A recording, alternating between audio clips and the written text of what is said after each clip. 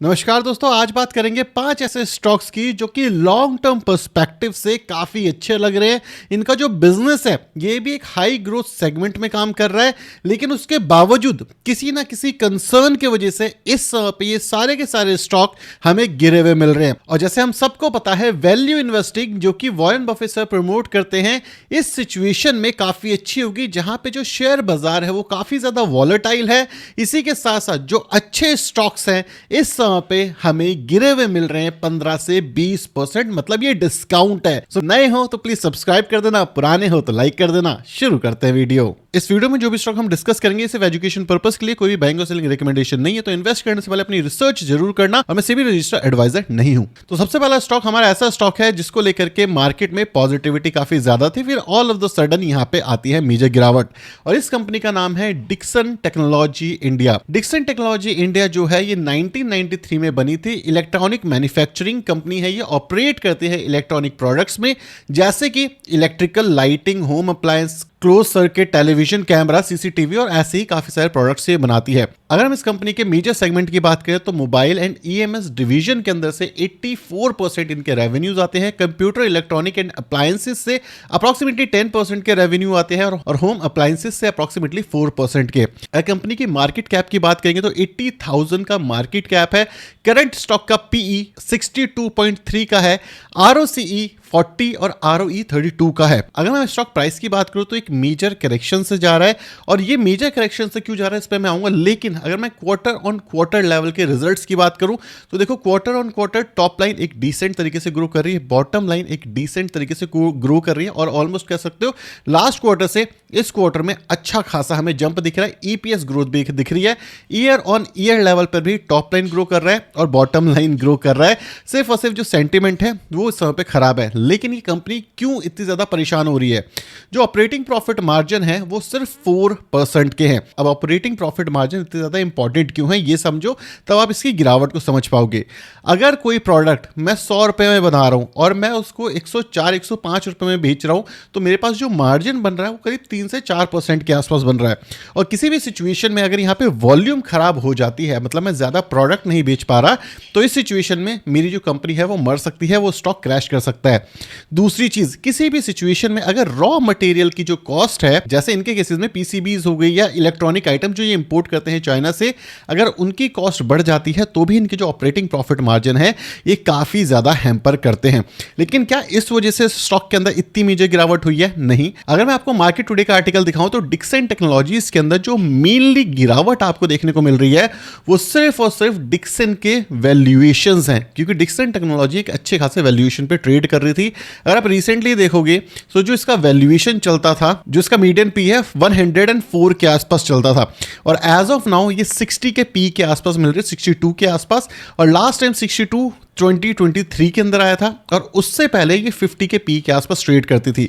लेकिन जिस हिसाब से इसकी ग्रोथ हो रही थी, इसको वैल्यूएशंस काफी ज्यादा हाई मिले थे। अगर हम इस स्टॉक की बात करें तो जो रीसेंट फ्री फॉल आपको इस कंपनी में देखने को मिल रहा है वो 28% के आसपास है, और ये जो फ्री फॉल था ये अप्रॉक्सीमेटली 33% तक चला गया था। अगर हम पास्ट में देखें तो ऐसा एक बार ऑलरेडी हो चुका है जहां पे कंपनी अप्रॉक्सीमेटली 32% के आसपास गिर गई थी, और उसके बाद एक शार्प यहां से वी शेप रिकवरी हमें देखने को मिली थी 33% के आसपास की।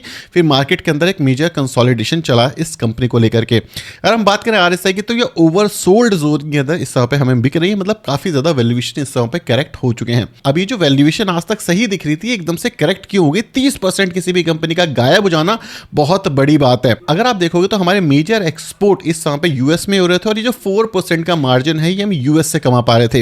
लेकिन रिसेंटली जो टैरिफ लगे हैं उससे हमारे देश के अंदर काफी सारे ऐसे सेक्टर रहे हैं जो कि मेजर तरीके से हैम्पर हुए, जिस वजह से काफी सारी कंपनी इस समय पे क्रैश होते हुए दिखी है। अब यही जो टेंशन है वो डिक्सन टेक्नोलॉजी के फ्यूचर को देख करके लोगों को लग रहा है।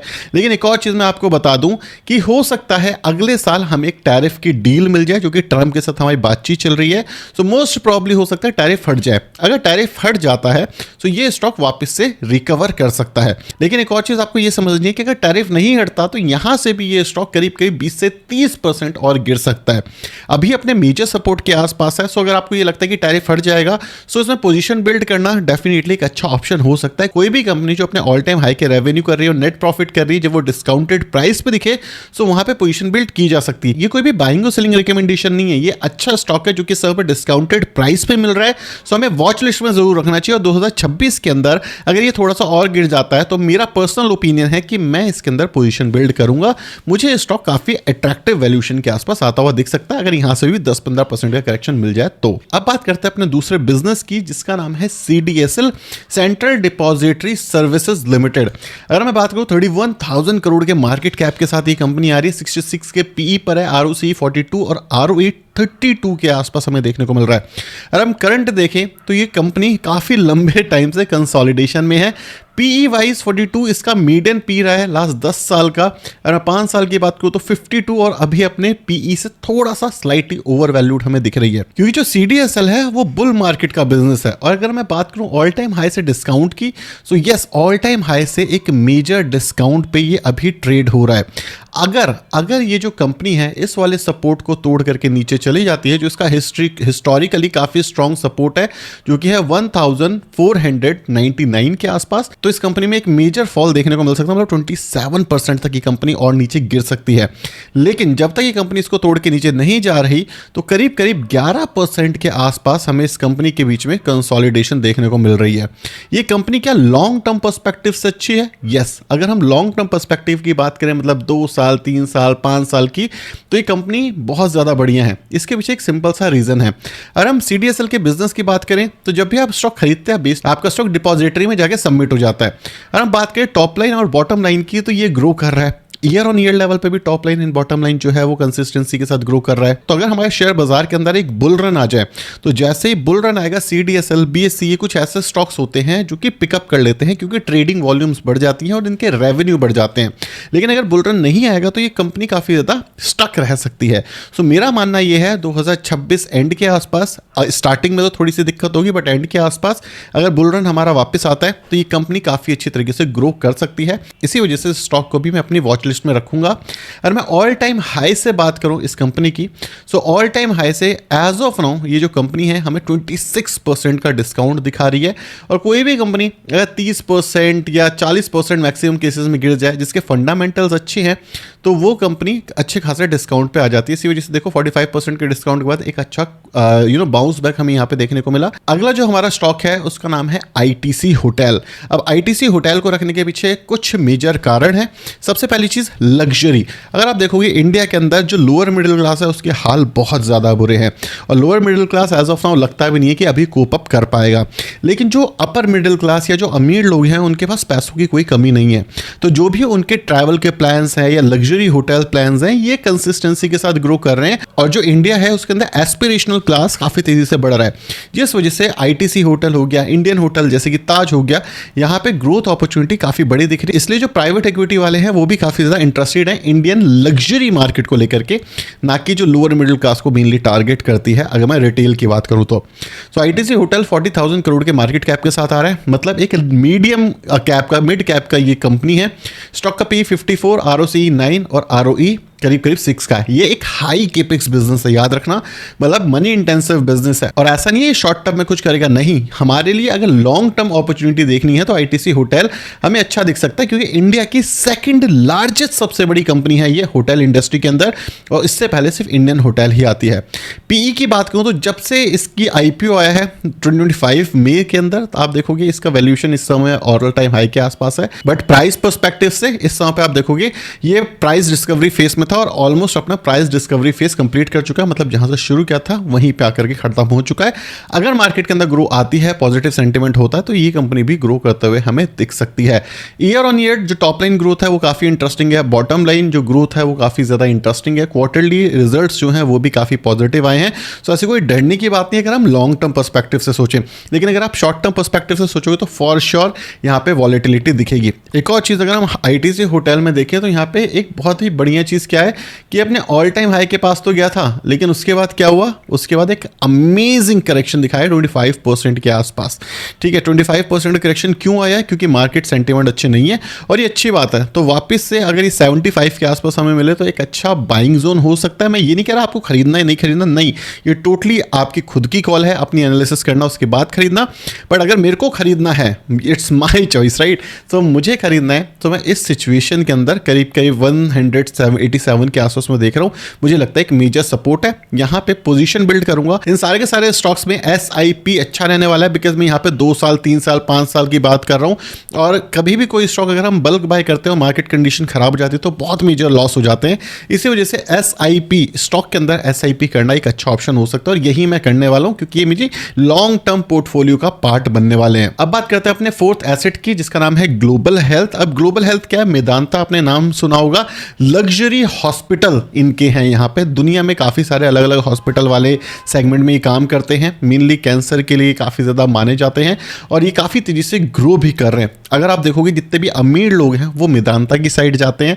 सो जैसे मैंने बोला, लग्जरी सेगमेंट हमारा काफ़ी तेज़ी से ग्रो कर रहा है। सेकेंड इंपॉर्टेंट चीज़, अगर आप देखोगे तो इंडिया के अंदर पॉल्यूशन काफ़ी ज़्यादा है, पानी की क्वालिटी ख़राब हो चुकी है, खाने की क्वालिटी ख़राब हो चुकी है, तो इन सब के बेनिफिट किसे होंगे, हॉस्पिटल इंडस्ट्री को। अब देखो, ये चीज़ एज अ इंडियन मेरे लिए ख़राब है, लेकिन एज अ इन्वेस्टर अगर आप हॉस्पिटल सेगमेंट को देखोगे तो इनके लिए काफ़ी पॉजिटिव चीज़ है, क्योंकि ज़्यादा से ज़्यादा पेशेंट आएंगे। तो अगर हम इंडिया के एनवायरनमेंट को नहीं सही करते तो हॉस्पिटल वाले सेक्टर्स हमारे लिए एक अच्छी अपॉर्चुनिटी बनते हुए दिख सकते हैं। अगर हम बात करें 31,000 का मार्केट कैप है, मतलब एक मिड कैप कैटेगरी की कंपनी है। स्टॉक का PE 52 का है, ROCE 19 और ROE 16.5 का है, और डेट टू इक्विटी में डेट ऑलमोस्ट ना के बराबर, मतलब कंपनी के ऊपर कोई लोन वोन नहीं है। स्टॉक में एक मेजर गिरावट है, इस पे मैं वापस आऊंगा। और अगर हम देखें क्वार्टर ऑन क्वार्टर जो रेवेन्यूज हैं ऑल टाइम हाई, जैसे मैं बोला इंडिया के हाल बुरे हैं, तो भाई हॉस्पिटल के अंदर एडमिट तो होना ही पड़ेगा, मतलब quarter on quarter revenue high है। टॉप लाइन अगर हम बात करें ईयर ऑन ईयर वो भी ग्रो कर रही है, नीचे ऊपर हर तरीके से। अगर हम बात करें हॉस्पिटल सेक्टर की, जैसे मैक्स हेल्थ हो गया, अपोलो हो गया, ये ऑलरेडी काफ़ी तेज़ी से ग्रो कर रहे हैं, और अच्छे खासे डिस्काउंट पे हमें इस समय पे ग्लोबल हेल्थ दिख रहा है। अगर हम ग्लोबल हेल्थ को चार्ट पर देखें तो जब से इसका IPO आया है, ये वन ऑफ दोज IPO रहा है जिसने एक्चुअली अपने इन्वेस्टर्स को एक अच्छी ग्रोथ दिखाई है। 2022 में इसका IPO आया था, और मेदांता आप देख सकते हो 2022 से अभी तक एक अच्छी ग्रोथ दे चुका है, और इस समय पे जो है हमें एक अच्छे खासे कंसोलिडेशन में दिख रहा है, और ऑल टाइम हाई से भी यहाँ पे जो गिरावट है 27% के आसपास की हमें ऑलरेडी दिख रही है। अगर हम बात करें ओल्ड सपोर्ट से, तो जो इसका सबसे पुराना सपोर्ट रहा है इस समय पे, वो रहा है करीब करीब 99 के आसपास। ऑल टाइम हाई से 33% के आसपास क्रैश किया था, उसके बाद वापस चल गया था, बट मेरे हिसाब से इतना नहीं जाना चाहिए। मेरा पॉइंट ऑफ व्यू है, कोई बाइंग और सेलिंग रिकमेंडेशन नहीं है। और ओवर सोल्ड जोन के आसपास ये जो कंपनी है ये आ चुकी है, और जिस हिसाब से हमें टेक्निकल पैटर्न दिख रहा है, ठीक है, इसको हम बोलेंगे रिवर्स। सो मोस्ट प्रॉब्ली यहाँ से एक मेजर रिवर्सल हमें आता हुआ दिख सकता है। आप देखो यहाँ पर भी एक मेजर रिवर्सल बनता है, एक यहाँ पर भी मेजर रिवर्सल बनता है। ये टेक्निकल एनालिसिस का पार्ट है। अगर आपको जानना है कि टेक्निकल एनालिसिस कैसे करते हैं, तो आप मुझे बता देना, एक वीडियो के अंदर मैं ये भी आपको सिखा दूंगा। सो ये तो 4 स्टॉक्स थे जो कि काफ़ी ज़्यादा अच्छे दिख रहे हैं। अब 5वें सेगमेंट की बात करता हूँ, इसका नाम है निफ्टी IT। अब निफ्टी IT की PE क्यों देखेंगे, तो भाई साहब मतलब आप देख सकते हो 24 की PE पे एवरेज रहता था, आज की डेट के अंदर 27 के PE के आसपास हमें मिल रहा है। लेकिन अगर मैं सिर्फ 3 साल की बात करूँ तो 3 साल में 27 पे था, आज 27 के आसपास आ चुका है, मतलब वैल्यूएशन अपनी रीजनेबल प्राइस के आसपास है। 1 साल के अंदर भी वैल्यूएशन हमारी रीजनेबल होती जा रही है। लेकिन आप देखो जब ये 25 के आसपास गया है, जब ये 25 के PE के आसपास गया है, तब यहाँ पे हमें एक काफ़ी मेजर पुल बैक देखने को मिला है। कितने परसेंट इस समय पे निफ्टी IT हमारे डिस्काउंट के ऊपर है? इस समय पे जो निफ्टी IT हमारे डिस्काउंट हमें मिल रहा है ऑल टाइम हाई से अप्रॉक्सीमेटली 15%, और यहाँ तक पहले था 27% के आसपास। So as of now position build करने की जरूरत नहीं। मैं निफ्टी IT की बात कर रहा हूँ, टाटा डिजिटल म्यूचुअल फंड और इन सब की बात नहीं कर रहा। निफ्टी IT प्योर IT की बात हो रही है। यहाँ पे एक मेजर रेजिस्टेंट इस प्राइस पे हो रहा है, तो मोस्ट प्रॉब्ली कुछ टाइम के बाद यहाँ पे टच करके ये बाजार से नीचे आ जाए, तो उस केस के अंदर जब एक अच्छा डिस्काउंट मिलेगा तब मैं यहाँ पे पोजीशन बिल्ड करूंगा। मेरे हिसाब से अब ये एक लो रिस्क वाली कैटेगरी में आ चुका है, क्योंकि ऑलरेडी काफ़ी लंबे समय तक इसने कोई रिजल्ट्स नहीं बनाए, और जैसे ही आईटी इंडस्ट्री थोड़ी सी भी सही होती है, मुझे लगता है एक डिसेंट अप मूव हमें यहाँ पे देखने को मिल सकता है। ये याद रखना कि सारे के सारे स्टॉक्स के अंदर काफ़ी ज़्यादा वॉलेटिलिटी होगी, तो शॉर्ट टर्म के अंदर ये हमेशा रिस्की होने वाले हैं। अगर हमें इन्वेस्ट करना शेयर बाजार में, तो हमेशा लॉन्ग टर्म अगर हम सोचें तो अच्छा रहेगा हमारे लिए भी एज अ इन्वेस्टर, और हमारा रिस्क भी मिटिगेट हो जाएगा। और अगेन ये कोई बाइंग और सेलिंग रिकमेंडेशन नहीं है, ये मेरा ओपिनियन है। ये मैं क्या करने वाला हूँ 2026 और 2030 तक, ये मैंने आपके साथ आज शेयर करी। ये स्टॉक अच्छे डिस्काउंट पे मिल रहे हैं, सो मैंने आपके साथ अपनी एनालिसिस शेयर करी है। कोई टिप नहीं है, कोई भी बाइंग और सेलिंग रिकमेंडेशन नहीं है। अगेन मैं ये चीज़ बता दूं। Thank you so much for watching this video.